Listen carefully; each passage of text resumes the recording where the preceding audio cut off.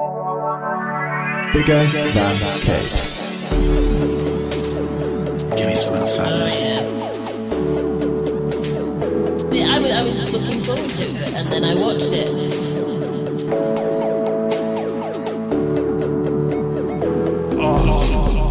Dry.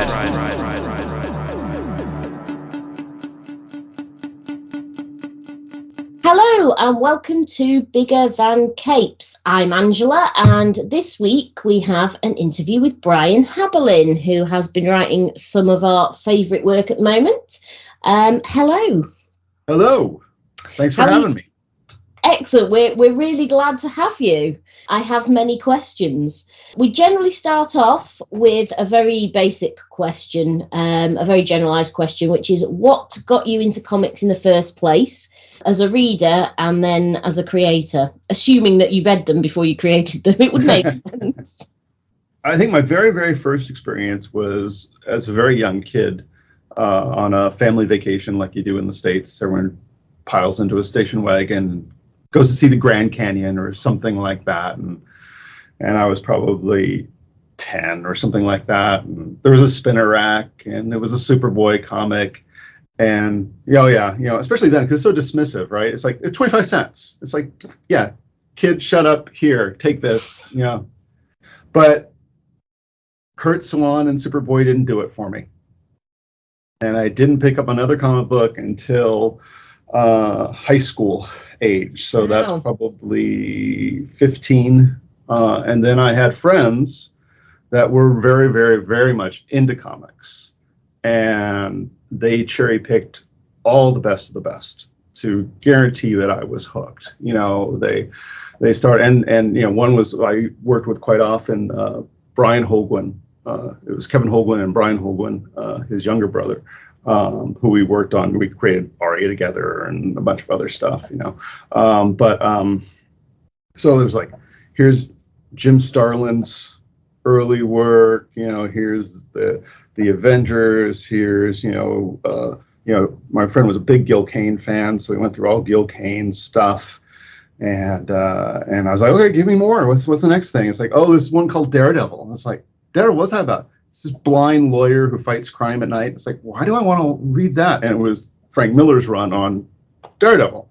And I was like, okay, and I just started consuming it. We were blessed in, because back then I lived about a half-hour drive from Hollywood, and there was this bookstore called Bond Street Books, and it sold movie placards and headshots of actors, but it also had comics.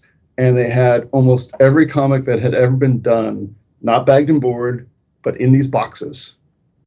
And we could go through all these books. When I was 16, I could tell you exactly what inker is inking who without looking at any credits, and all that kind of stuff. So I love that. And back then, because we're talking late 70s, if you were an artist and you wanted to do sci-fi and fantasy and that kind of stuff, the only jobs you could get would be covers of novels or comics. Because really there weren't a lot of sci-fi movies back then yet.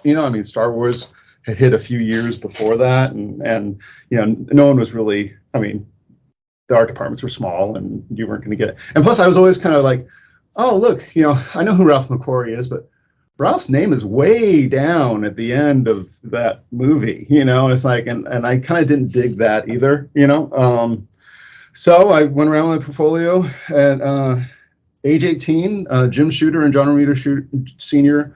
offered me a penciling job at Marvel, which I did not take because it was $35 a page. There was no internet back then, really no FedEx hardly back then. You had to move to Manhattan, to New York. And again, they wouldn't guarantee you work, $35 a page. And I went to film school instead. So I have a master's degree in screenwriting. And I started working in television. So I was in comedy and drama series development at Lorimar Television, which was the granddaddy of all the television companies. We were eventually purchased and became Warner Brothers Television, where I worked in current programs on dozens and dozens of shows. And I realized I didn't want to be a television executive. And so I was always working on the computer aspect, new ways of doing comics and stuff like that. And so I'd have, in my office, there'd also be my Amiga or my whatever computer was at the time, working on new 3D models or new pressure sensitive coloring techniques or whatever we could do.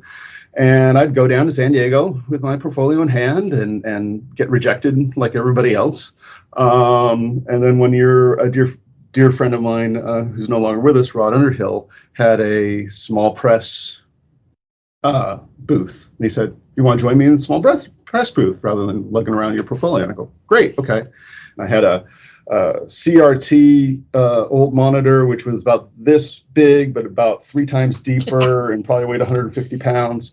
And that had a 3D modeled animated Spawn coming down from the ceiling that would repeat. And I had behind me this really big inkjet print of a Green Lantern with 3D modeled glowing wings behind him and a 3D modeled power battery glowing behind him and stuff. And again, the year before, rejected by everybody. That year, everybody and their mother offered me work. And amazing. I went with Mark Silvestri. And the drag was, of course, I always wanted to be a penciler, not a colorist. And back then, there weren't a lot of people who had samples that were pencil ink in color. And it's like, what do you want to do? I want a pencil. Well, you can start my computer coloring department. How about that? And that's what I did. And I figured it was an in, right? And yeah, that kind of worked. But the problem is, and this shouldn't sound, I hope it doesn't sound egotistical. It's just the way it was. I got to the top of the pile really, really, really fast. And it became, especially back then, colorists could make a lot of money. Yeah. And it was a velvet coffin for a while for me to claw out of that. Listen, I can do the writing bit, and I can do all the other stuff. I don't need to just do this bit. I don't want to just hook you guys up anymore. But it was a great, business for me for a while it worked. We had a big coloring studio. We did all the original Marvel Knights stuff. We did, Spawn for 100 and something issues. And then I left Top Cow, and I co-created Witchblade while I was there.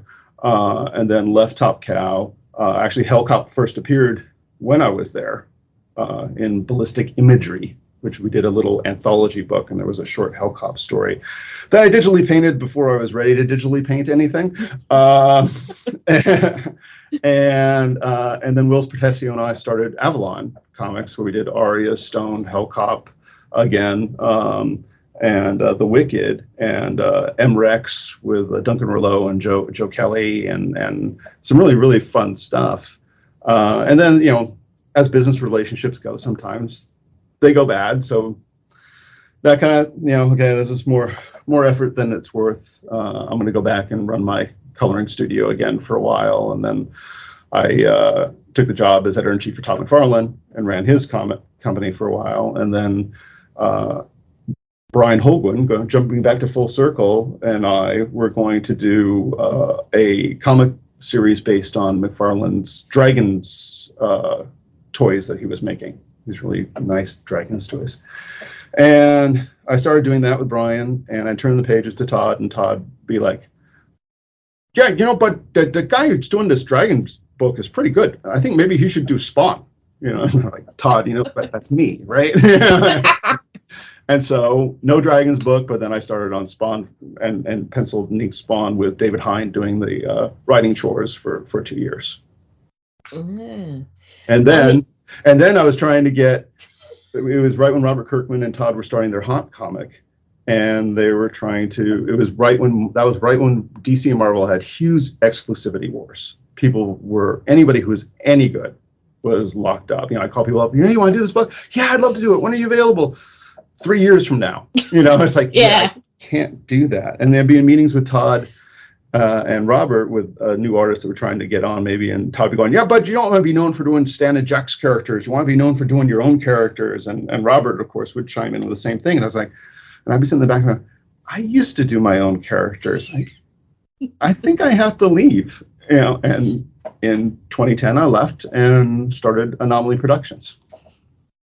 And that's how you've ended up with this, yeah. Creator owned since then, our first beast of and the early ones all had like augmented reality. This is the second Anomaly graphic novel, but huge beast.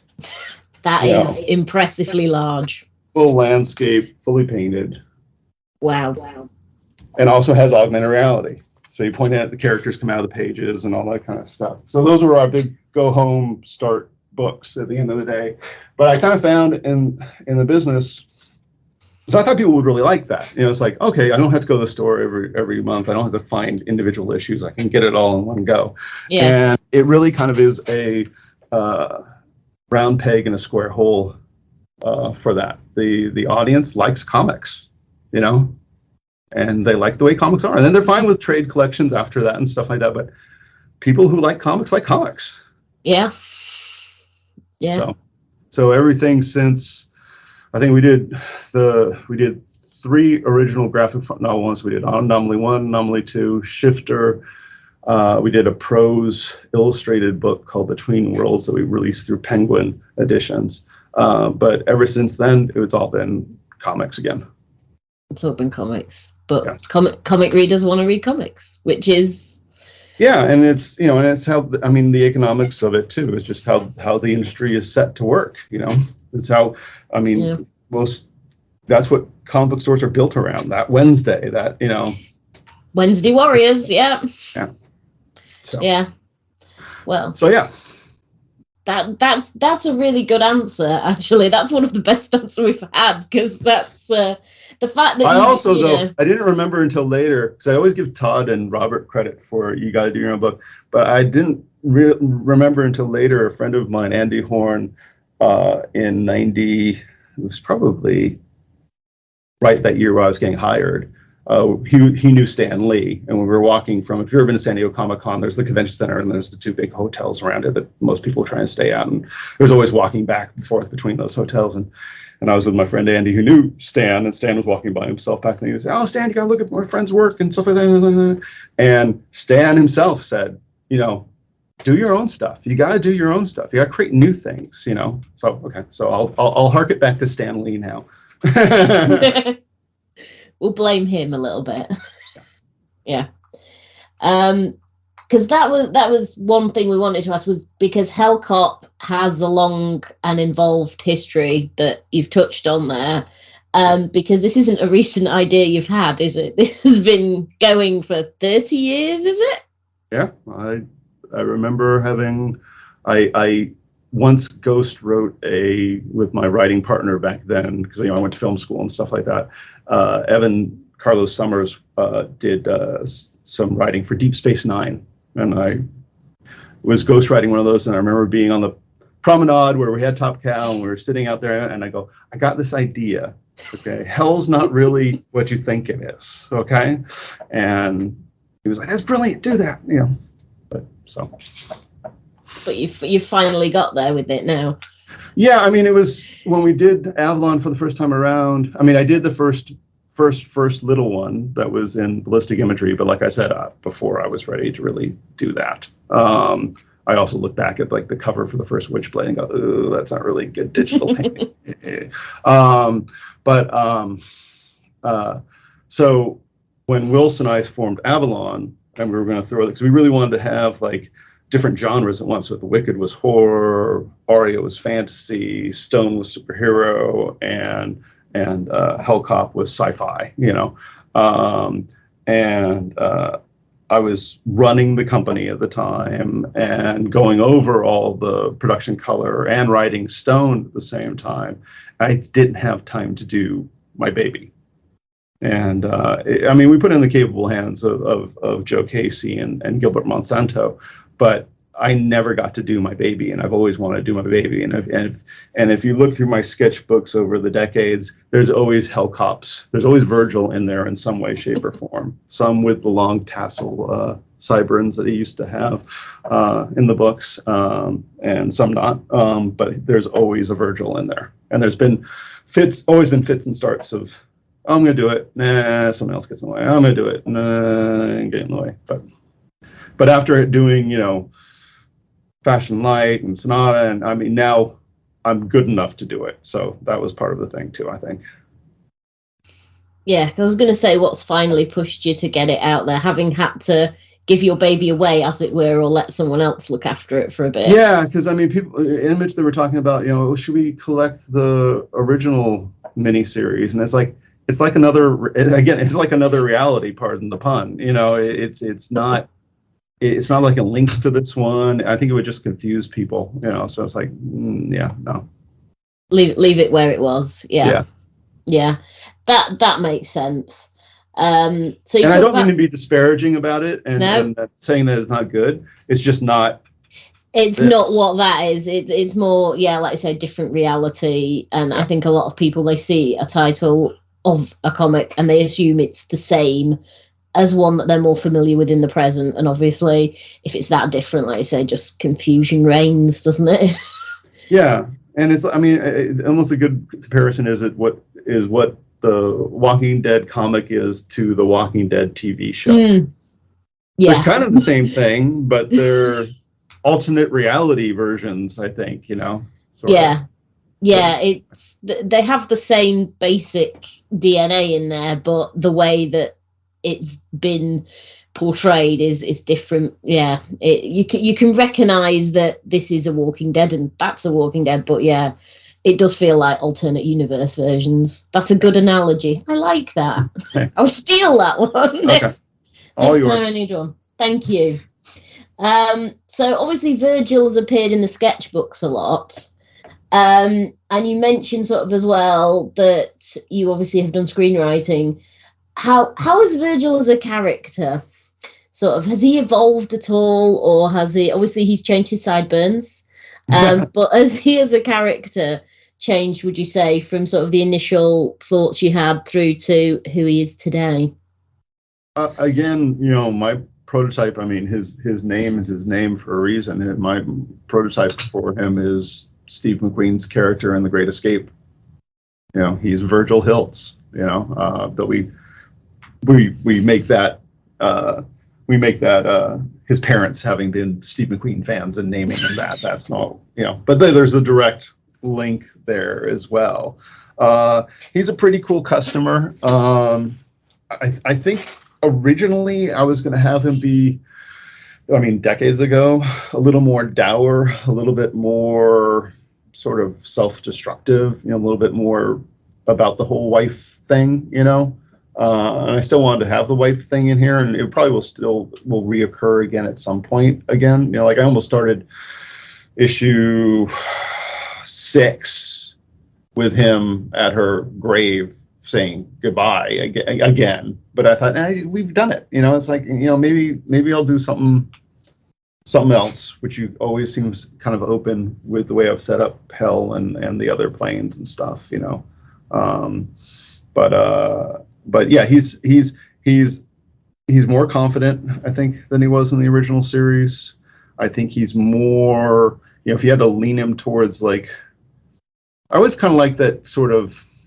It was like the first. Oh God, what's his name? That first of the recent Mummy movies. No, I'm saying recent now. That's decades ago. But the Brendan Fraser character. Yeah. I like that tone. And that tone. And it's funny because over the years I've had so many. Hellcop was in feature development for years with Gail Ann Hurd back in the 90s.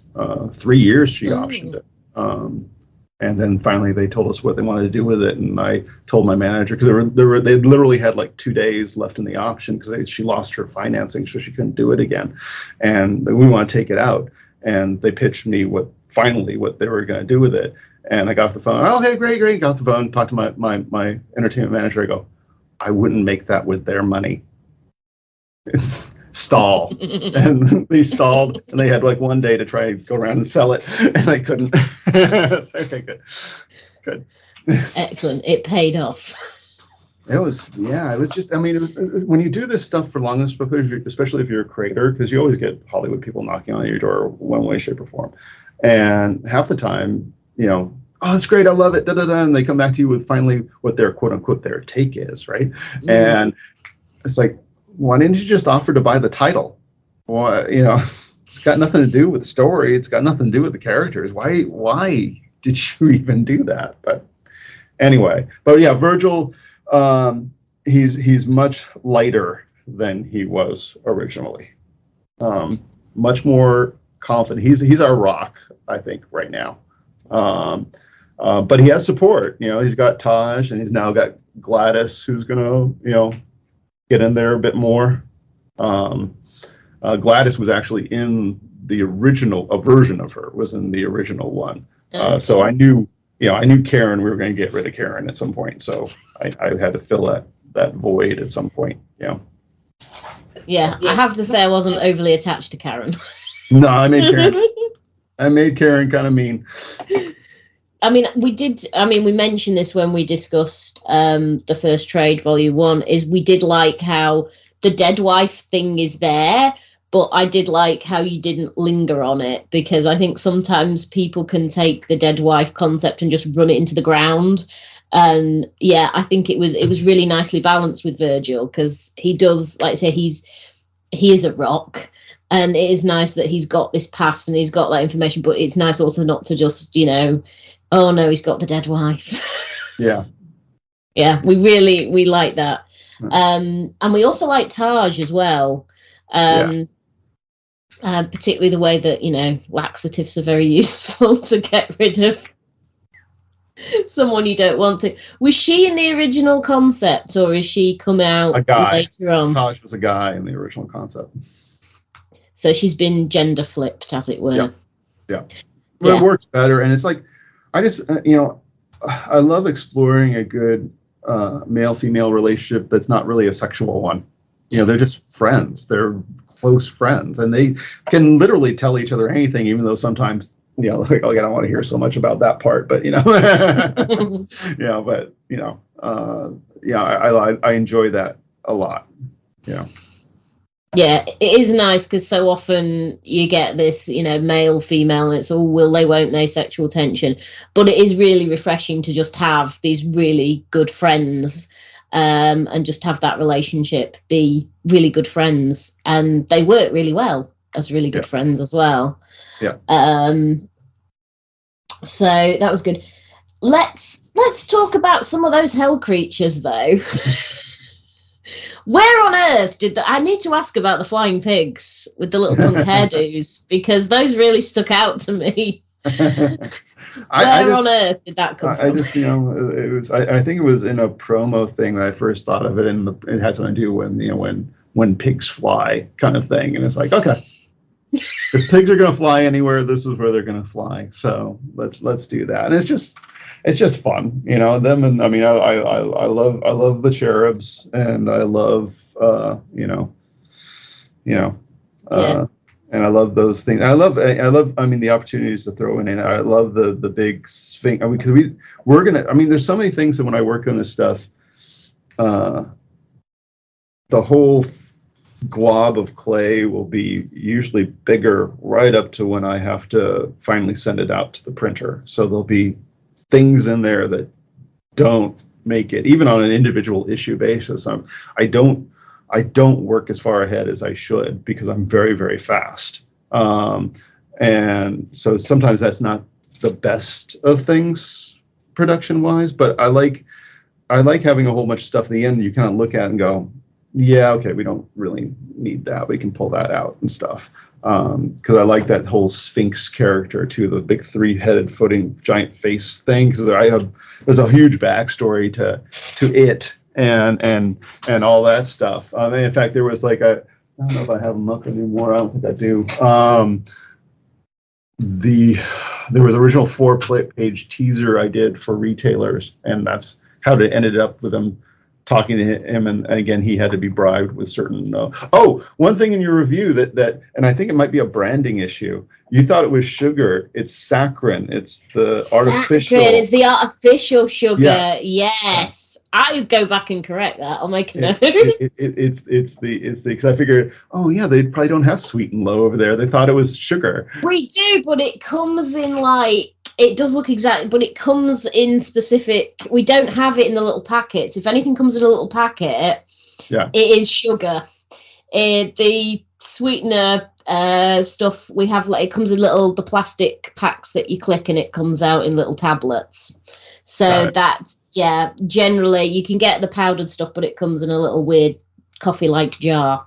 So there we go. I'm glad you corrected that. That's good to know. It's sugar substitute. It's not as simple as, because I like the idea that it's the artificial chemicals that they don't make on their side, which is what affects them completely different. Not just sugar would be a little too broad based, I think.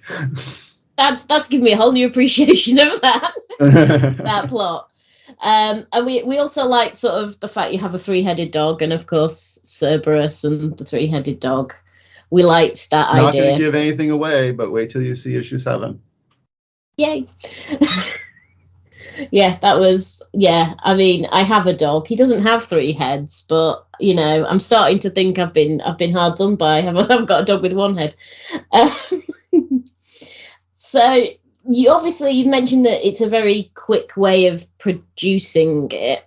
How does your process go with it in terms of the writing and then the art and then fiddling about with it? Because obviously it's digital, so that's a bit different to the traditional pen and ink. Although pen and ink these days is done on computer, isn't it? So I've always wanted to do 3D in comics, because I always came from the beginning. As soon as Pixar started doing stuff, it's like, why are we still doing this when the people who used to do this for animation aren't doing that anymore? They're doing this thing. And the problem was over the years, because I kept trying to do it, and you really couldn't do it until the last probably decade, because they're just one, when I was the Amiga days, when I used to have to 3D model and stuff, it was the tools weren't really there. It was very hard to model anything.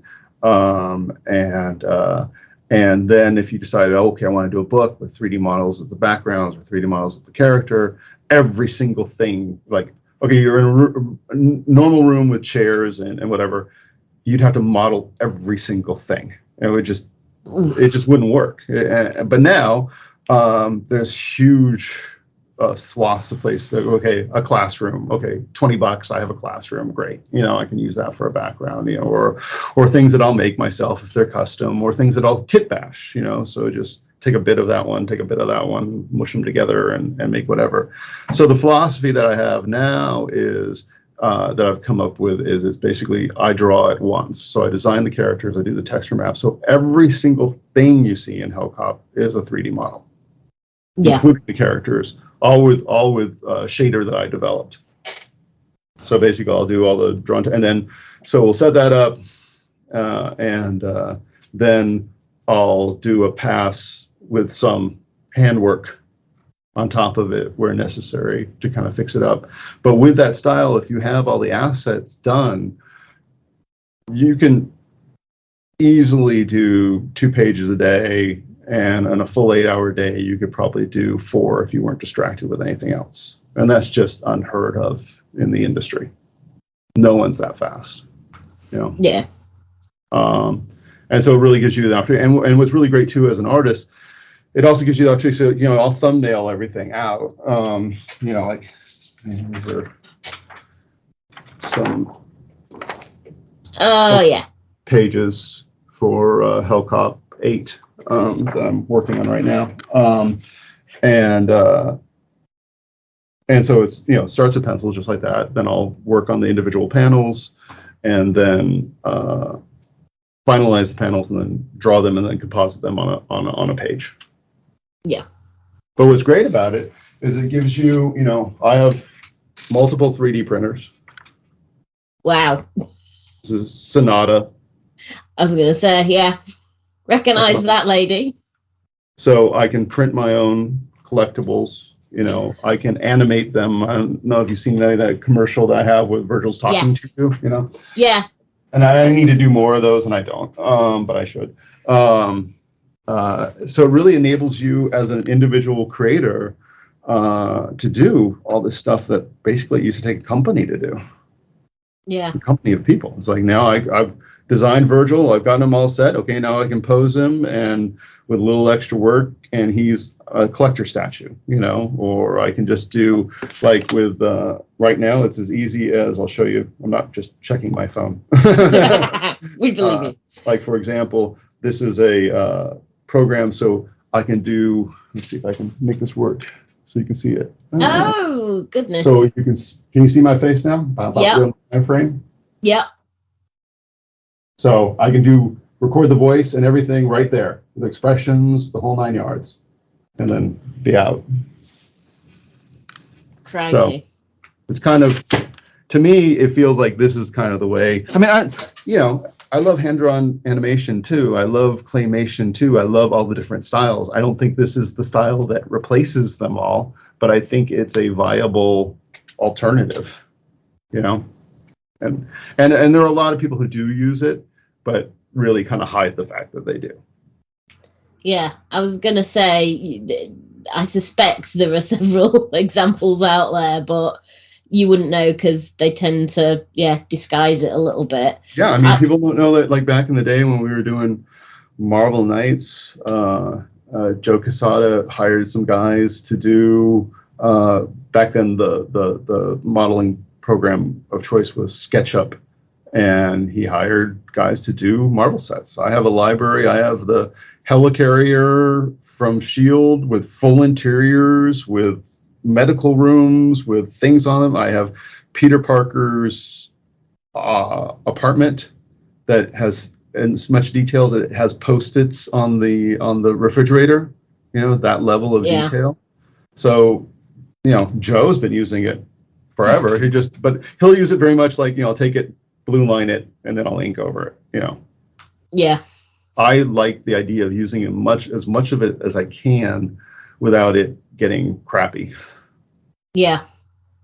Because I have to say, I really like that sort of 3D style to it. It just, because I think one of the reasons there isn't anything else out there that looks that style at the moment, and it just visually, it really, I think, pops out at you a little bit. Well, and I'm very lucky, I mean, again, I think it's just my due. It's like for so many years, I hooked up pencilers and inkers with my coloring, and now I've got Jared Van Dyke, who I think is one of the best guys in the industry, so. I was going to say, how does it work with his coloring? Because obviously, it's a quick production. I assume because you've worked with him on several different titles now, I assume you have quite a smooth teamwork going on.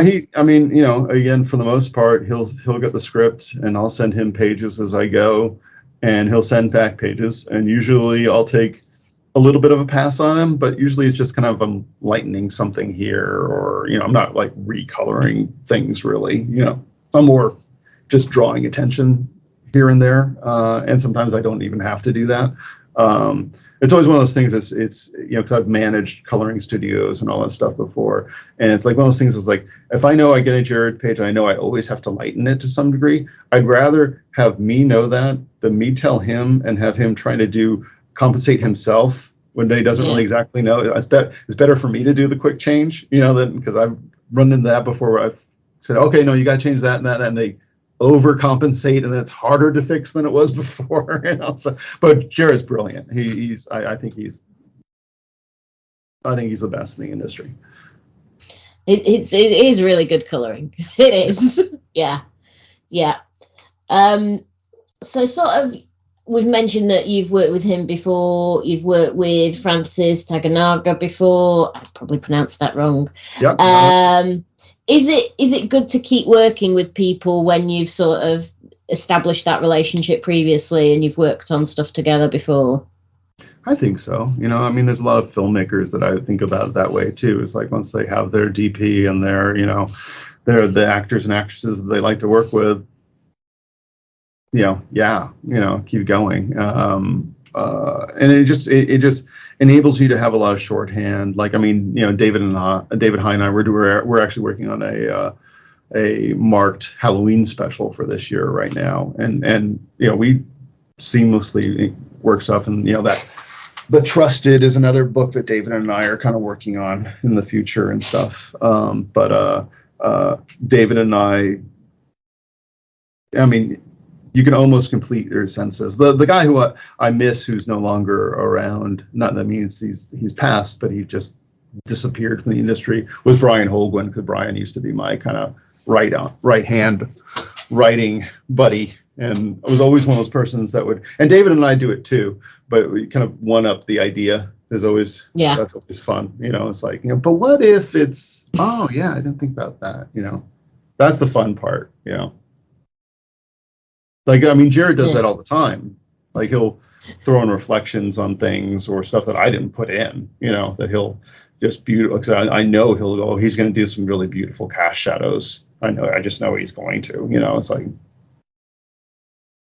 that was actually the advantage of when I started at Top Cow. At Top Cow, when I started in '93, it was Top Cow and Wildstorm and Will Portacio's group were all in this one office, and it was like cubicle offices, no high walls, and you could walk around and the new kids on the block were like Jeff Campbell had just started, and Travis Charis and Joe Benitez and David Finch, and Mark was there and Jim was there, and you could go around and learn from the very best at the time.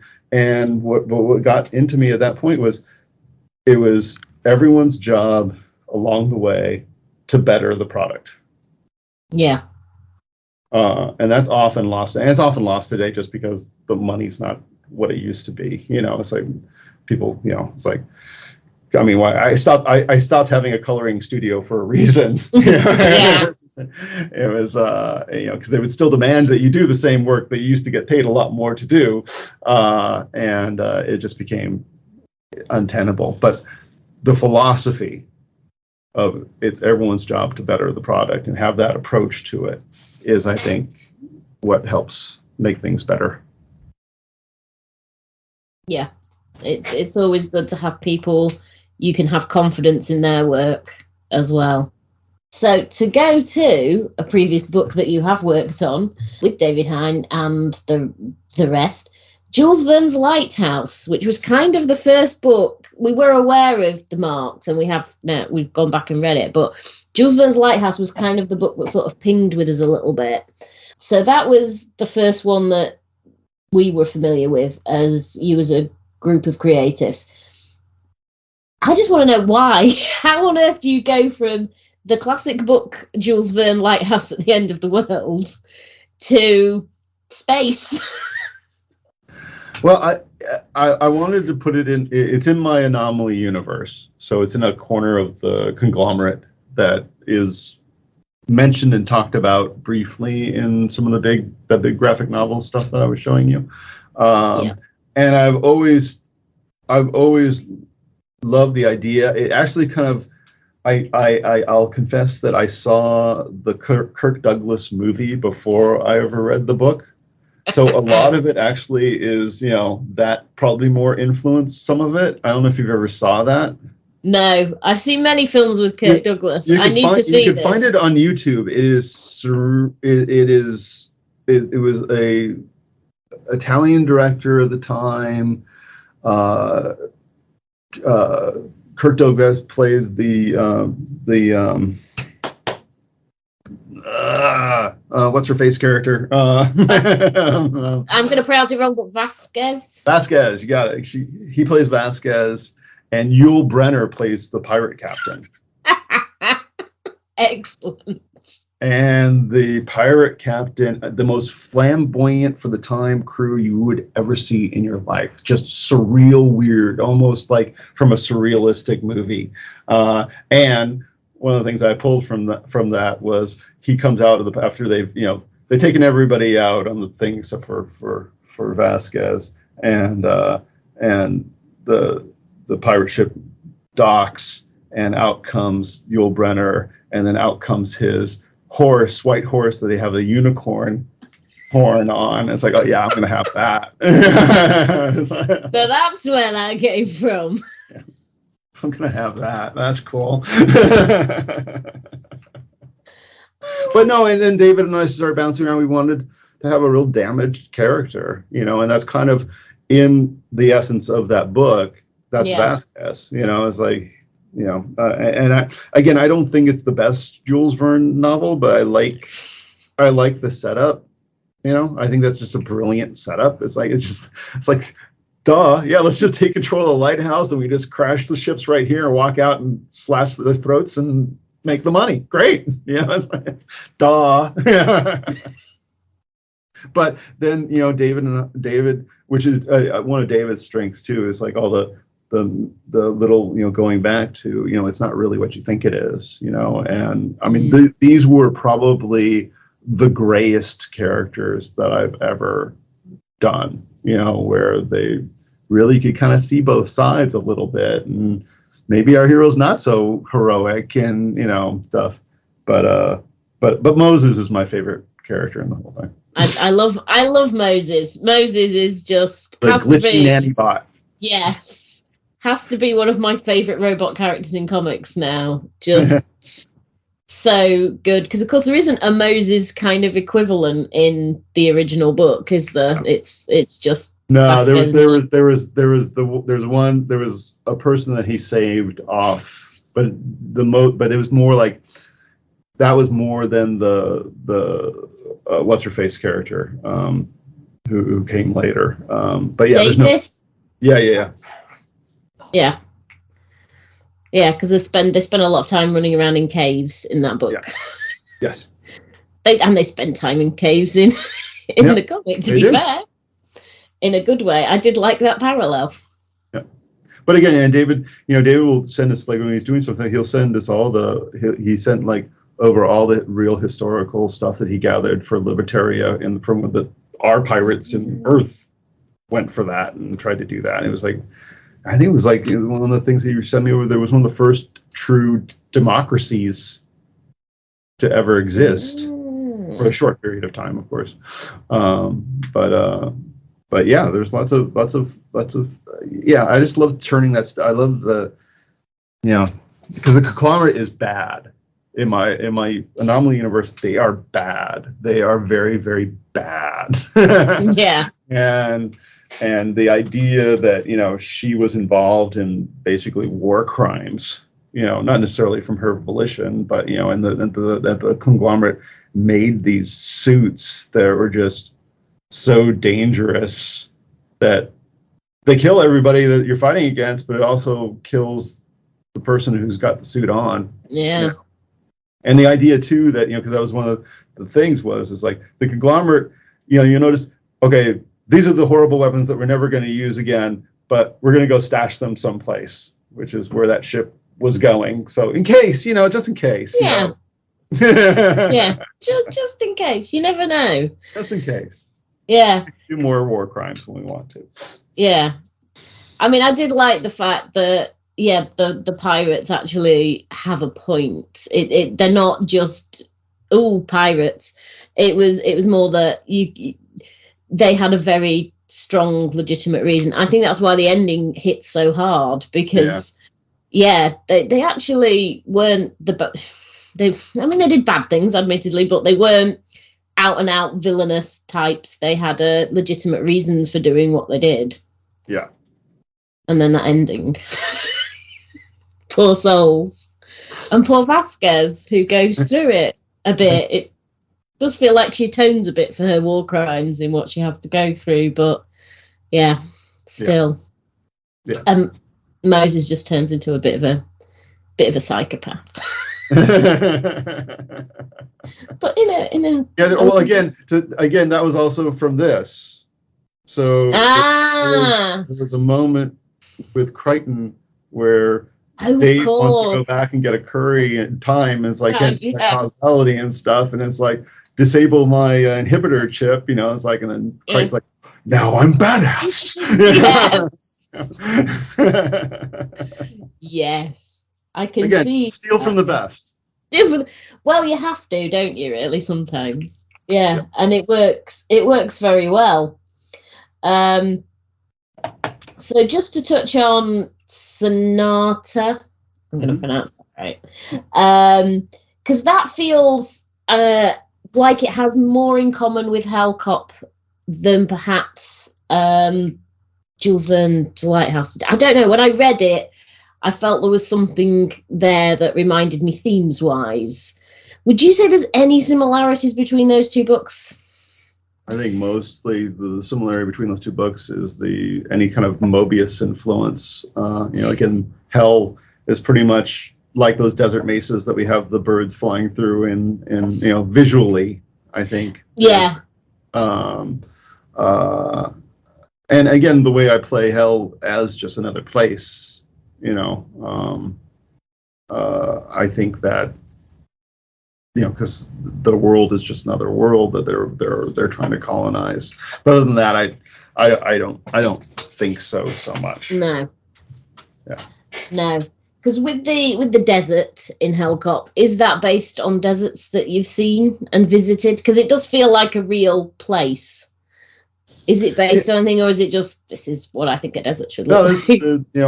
Again, like I was saying before, with the family vacations through the Southwest and the United States, it's like, Monument Valley and all that stuff. My in-laws live in basically Las Vegas area, so I've done many a time with the family driving the kids to Las Vegas from here, and you pass by the and that great the Gorn versus Captain Kirk episode with those, you drive by that, and stuff. So yeah, I'm very familiar with being based in Southern California, Joshua Tree, all these really, yeah. I mean, it makes sense that Hell is a desert and yet there's life in it. We haven't been to most of it yet. I mean, we've only seen. I mean, that's it, because we have the Yetis now, don't we, coming in, who, I mean, it's got to be hard wandering around the desert with all that fur on, I would imagine. The Sasquatch. Yeah. Well, you'll see their city in 7. Excellent. They are actually one of the more advanced civilizations in the Hell plane. So it kind of throws that stuff on its head. Was it a distinct choice then to go back? Because we spent a lot of time in Hell in the first volume. Was it a conscious decision to open number 6 in the Pacific Northwest to try and bit of a contrast to what we had previously? Yeah, I mean, I wanted to start a story that started in a different place, and it was an idea that I had from the beginning of the series. There's that the origins of things in Hell are things that have crossed over and then become part of our cultural mythos, because people made up stories as to why they're there and what they did, and we made all that the backstory up. They're just, what the fuck is this place? Yeah, and quite often bounce back. Do we introduce Angus at all over the phone with Gladys? Is that in issue 6? My assistant's out there. Yes, I believe so. In issue 6, when she's playing the game, she's playing with Angus. Yes. Yes. Angus runs the Inverness Hellcop station, and I'm gonna guess Loch Ness Monster. Yeah. Yeah. Yeah. That's why you can't find the Loch Ness Monster, because it went home. That's why all those monster hunters have failed over the years. I'll tell you this, because we may not ever see this, because I might run out of time to do it. I always wanted to have an epilogue where, because I think I'm not going to have space to do it, where Gladys is basically recapping, what just happened on the finalization of the adventure that she's dealing with, and we pull back, and she's talking to Angus, and Angus is on a boat on Loch Ness with a fishing pole, and the line's going through a soft spot. Oh, that's excellent. Finally, hopefully I'll have space for it, but I might. I'll keep my fingers crossed that you do have space, because I think that would be. Yeah, that's excellent. I do like this idea that all these mythological creatures that people see, Bigfoot, the Loch Ness Monster, they're just creatures that have dropped by from Hell briefly. Yeah. So you've expanded out Hellcop. So presumably you have ideas that stretch across the vastness that is Hellcop at the moment. Do you like have to keep notes of everything that's going on and where you're going, or is it just you write it? Do you have specific? I think we talked, me and Zach, about whether or not there was some sort of overarching writer's Bible that you use to try and keep everything coherent. I think in 5-issue arcs, because that's generally where we do for the trades. That's what Image likes to do. It's either 5 or 6, but it's usually 5. So I think in 5-issue arcs. And I also kind of, I don't know if you've noticed, but, page counts will fluctuate. Yeah. I mean, that's one of the benefits of you doing it yourself. You get to decide how long it is, essentially. So sometimes, depending on the story length, is what I'll have to fit in or not fit in. Or like I said, with the Angus thing, maybe that's not going to make it, at the end of the day. But no, there's again, the first story arc was like the same story arc that I had set from the very beginning. It was a Chinatown story arc. It was about, us basically, we're the bad guys, and all the hell creatures are basically the American Indians, and I have I don't know if where do I have that? Hang on a second. Give me 1 second. Yeah, so this is something that was from the 90s. And so this was Top Secret. Top Hellcop. CIA. We have the first schematics of the reality engine. Oh, goodness me. We have wow. the CIA report on dimensional security. And then we have subject NSA usage of Tesla circuit attached Philadelphia project info from circa 1943. First Tesla technology test. Wow. All the patent. Oh my goodness, the patent, all the details are in there. Yeah. That is an incredible level of detail. But I think of all that kind of stuff. Because really, at the end of the day, depending, because again, it's all about, sales, Yeah. Can't do it for free at a certain point. And the last couple ones have kind of gone up, so we'll see how far it will go. But and I wouldn't call it a spin-off, but we, in 9 and 10, we finally get it so we can start going to other dimensions. But that's not going to be Virgil's group. That's going to be another group that'll be on. But the dimensions that they can go to it's based on the metaverse idea that whenever something is created, like a novel or whatever, it creates its own universe.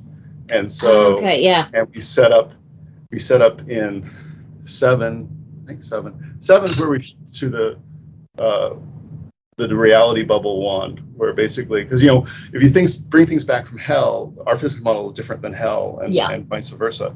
And but our new scientist character, who I based upon brains from Thunderbirds, develops a reality bubble. So if you turn this thing on, it'll make a certain area now hell physics. So if you brought back your wand and you used it, it works full blown rather than the little tiny bit that it would normally work. But with this technology, it leads to us being able to start finally going to the other places. But imagine people going into Wonderland and stealing something, or imagine the Red Queen getting out on Earth, Yeah. So. Because I did like that when that was introduced in issue 6. I thought this has got potential to go some interesting places if you can change reality in a specific little area, a little bubble. That does open things up a little bit. Yeah, imagine walking. I mean, the way I always kind of thought about it at one point was imagine like the British Museum, for example. Some bad guys have broken into it, and one guy is incredibly well dressed, kind of thing, and he's got that high tech kind of thing.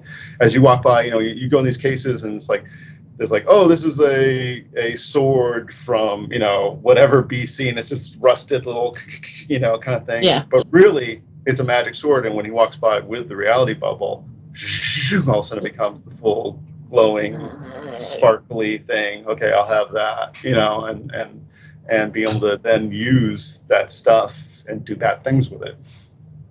Yeah. In the wrong hands, that could turn out badly. Yeah. And I have to say, I do like that scientist character, and I can see now you've said brains, I'm like, yes, I can. Oh my God, have you ever, I saw this, because I've always loved, Jerry Anderson stuff, and I saw this documentary that was recently out for on Superman Nation. It's on, I think, Netflix or whatever, and I never knew about is it Joe 90? Yeah. I never knew about Joe 90 before, and I never saw the Bishop, the Secret Service one. Secret Service. Oh my God.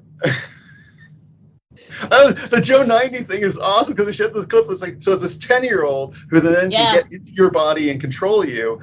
And they have this one shot where he's like stealing a MiG or some like Russian thing. Yeah, he does that a lot. I have to turn back to the base and deal with the base, and the CIA guy is going, yeah, go ahead, Joe, whatever you think. And he's like killing everybody on the base with missiles. And I'm thinking, that's a 10-year-old kid. No one ever tackles the reality of this 10-year-old child who does literally murder people. Yeah. It's never brought up. No, I was never a fan of Joe 90. I think because when I first saw it, I was probably about 12 and I was a girl, and it was like, 10-year-old boy. But Secret Service, I adore Secret Service just because it's absolutely the whole idea ridiculous. Is you have Jerry Anderson's clipping describing, I forget what he called it, the mumbly Irwinese, yeah. Irwinese, because it was Stanley Unwin, and Unwinese, that was it. Unwinese. Yes, yeah. But that was his whole shtick. That was what Stanley Unwin did as a career somehow. The 60s were a different time. And then Jerry Anderson loved him so much that he wrote the entire series based around that very concept that Stanley Unwin talk nonsense to people. And we just flummox them. It's like Jerry Anderson goes, well, the police were so polite back then. They were just kind of like, yes. Yeah, just absolutely ridiculous. It genuinely is. Oh dear, yes, no. It's timeless. Some of that Jerry Anderson stuff in all the wrong ways, I feel. Yeah, those those two blew me away because I wasn't aware of either of those, and it was just like, what? Because they even have the shot where they're like, I guess they did the whole season of Bishop, and they never showed it to the guy who owned the studio, and then they showed the first thing, and he turned to, okay, this is done. You're not doing another one. That was basically it, because he was so desperate to get away from puppets as well. They introduced let's shoot some normal people from far away so they can walk properly. Let's weirdly mix these concepts together. Yeah, it's one of those things like Jim Henson, before he died, was trying to go that way, where he was trying to make his puppets more and more and more realistic. And again, it's that whole uncanny valley thing. It's like once you get to Bishop and they're really trying to do the faces even more realistic and stuff, Thunderbirds worked better because they looked more like puppets. They had the bigger eyes, and I still remember when I was a kid at the local when I was a teen at the local LA Comic monthly show, they would give me a table and let me draw at it and stuff. And I had this one guy come in and I drew a Scott Tracy, a more realistic Scott Tracy and stuff. And the guy comes up to the front there. Did you know that the Thunderbird puppet's eyes were approximately 45% larger than? It's like, no, I didn't. Wow, okay. But I do now. Yeah. No, they're much. I think there's a reason why Thunderbirds is still the most successful Jerry Anderson thing. And it's such a wonderful concept. I still kind of try to I always thought that's how I would do Fantastic Four if I ever did Fantastic Four. It's just about saving people. It's like, even if you go back to the first Superman movie, he doesn't punch anybody. He's just save people the whole time. It's like, I'm so sick of all these superhero movies that always ends up with someone hitting somebody else or blasting somebody else, or it's like, figure it out. Do something else. Yeah, there's definitely a market for that because at the moment, superhero movies it does come down to who can punch who harder sometimes, and it's like this isn't what I want. Don't get me wrong, I like people punching other people on occasion, but when it's everything, it does get definitely. Again, the great quote from Time Bandits from Napoleon. I like when the guys are up on stage doing the things. I like little people hitting each other. Yes. That's what it feels like. I like superheroes hitting each other. It's the same basic concept. Yeah. That was a really interesting diversion. Thank you. So to wrap up, you've spoken that we have got more Hellcop to come. Do you have an idea of how long you want it to run for? Oh, I'd like to run for a while. I'd like to, I'm fine doing it for as long as it will go. It's at least going to be 10 issues. And depending on where sales go, I mean, if sales kept the same that they are right now, then I'd be perfectly happy to keep going with it. But no, there's also options too if that doesn't work out. I mean, because we just did a Stone Kickstarter for Wilson and I's old thing that we're going to be coming out with new stuff. So Kickstarter is always an option, and there's always ways now. There's lots of ways to get stuff out now that didn't exist before. Yeah. The only problem with Kickstarter is you don't hit as many people as you do if you get a comic store. I mean, you make money. Financially it works, but you even on a very successful Kickstarter, maybe there's a few thousand people who donated, and Hellcop's selling about 8,000 copies right now. Even on issue 7. So, and it started at 40,000. So, I can't get that. I need to be more Mr. Social Media, I guess, and have a gazillion followers and stuff. I mean, that does, from my experience, that does seem to help with Kickstarters. From what I've seen, a lot of it is social media traction, which, but then again, I think at the same time, there are a lot of Kickstarter. I know I've backed several Kickstarter projects that haven't made the funding. Just for one reason or another, because the bigger projects do tend to sort of swallow the interest. So I think it, like I say, it's a double-edged sword because it does work financially well if it gets funded, but it is a much smaller audience than you get through traditional publishing. It seems to work for some people, and more power to them. So I'm assuming it's Shadowline you're under Image, isn't it? Jim Valentino. Yeah. Jim and I have been friends for ages, so that's how that works out. And Jim, pretty much we see eye to eye creatively on stuff, and so it's like it's very much an open door policy. In fact, I'm working right now on co-writing. They're doing The Last Shadowhawk on the 30th anniversary. Yeah, that's good. With Philip Tan doing the art chores. And then I'm doing a couple issues of a Marvel thing that I'm not supposed to talk about yet. They never let you. Yeah. They never let you. Yeah. It's bizarre the number of people we've sort of spoken to and they've not mentioned it, and then within sort of a few months they've had something come out of Marvel and we're like, we know you can talk about that, it's fine. Yeah. Because that's the big two for you. Well, it's been really great. I've really enjoyed this. It's been fun. We answered all my questions. There were a couple of others, but they were answered within answers to others. Okay. So that's worked really well. Well, again, thank you guys for the attention you've given my work. I really appreciate it. Well, we're hoping for more Hellcop. We will keep covering Hellcop. When there's a second trade out, I'm going to persuade Zach that we'll do another podcast episode on it. It was really amazing to be quoted on the back of they picked some of the worst paragraphs of my review to shove on the back of the trade. They went on I was highly embarrassed because that was not my best reviewing work. Sorry about that. I was really touched, but I thought I could have given you a better quote. But yeah, so we are big fans of Hellcop. We hope it continues. We look forward to seeing what else you can do and we'll be doing. So yeah, thank you very much. You bet.